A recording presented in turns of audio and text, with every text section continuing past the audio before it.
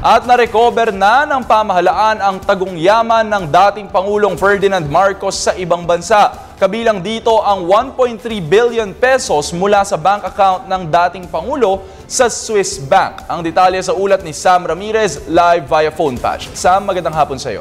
Magandang hapon din sa iyo, JC. Sa isang press conference na isinagawa kanina ng Philippine Commission on Good Governance na siyang pinangunahan ni PCGG Chair Andres Bautista, kanilang inanunsyo na nairemit na ng PCGG ang 29 million US dollars o may katumbas na 1.3 billion pesos na ill-gotten wealth ng pamilya Marcos. Ang pera ay mula sa Swiss bank accounts ng pamilya at ito ay iniremit naman ng PCGG sa National Treasury noong ika-5 at ika-10 ng Pebrero. Maliban pa dito, inanunsyo din ng PCGG na meron silang 4 na highly valuable paintings na tunton.